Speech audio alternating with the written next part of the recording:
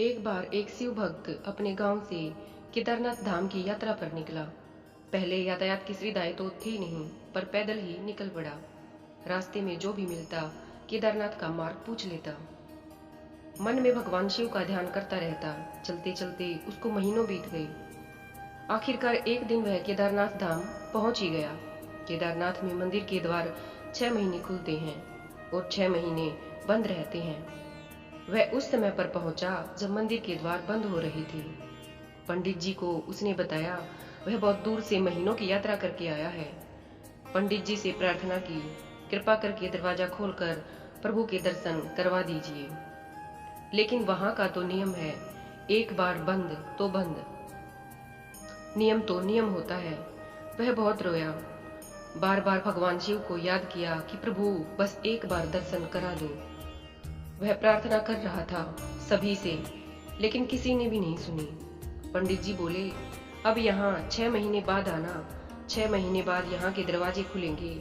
यहाँ 6 महीने बर्फ और ठंड पड़ती है। और सभी जन वहां से चले गए।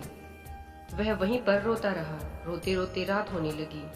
चारों तरफ अंधेरा हो गया, लेकिन उसे विश्वास था अपने शिव पर कि वो जरूर कृपा करेंगे।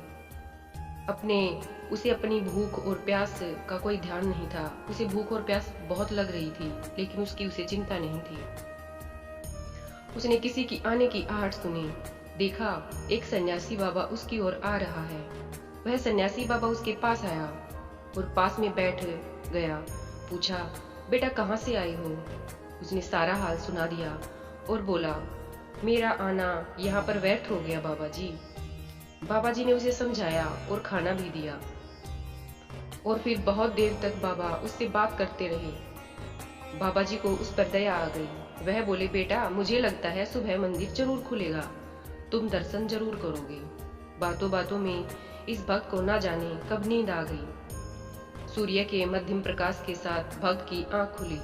उसने इधर उधर बाबा को देखा, किंतु वह कहीं नहीं थे।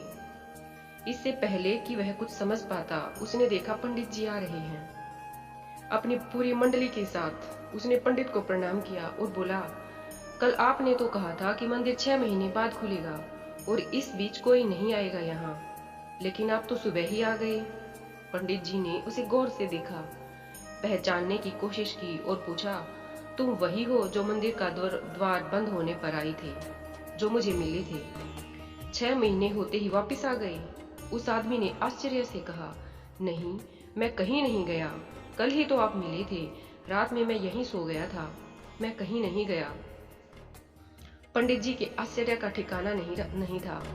उन्होंने कहा, लेकिन मैं तो 6 महीने पहले मंदिर बंद करके गया था और आज 6 महीने बाद आया हूँ। तुम 6 महीने तक यहाँ पर जिंदा कैसे रह सकते हो? पंडित जी और सारी मंडली हैरान थी। इतनी सर्दी में एक अकेला व्यक्ति कैसे 6 महीने तक जिंदा रह सकता है?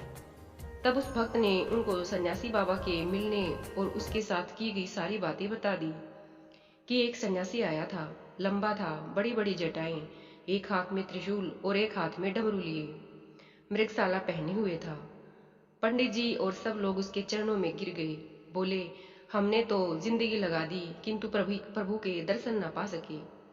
सच्चे भक्त तो तुम हो। तुमने तो साक्षात भगवान शिव के दर्शन किए हैं। उन्होंने ही अपनी योग माया से तुम्हारे 6 महीने को एक रात में परिवर्तित कर दिया, कालखंड को छोटा कर दिया। यह सब तुम्हारे पवित्र मन, तुम्हारी श्रद्धा और विश्वास के कारण ही हुआ है।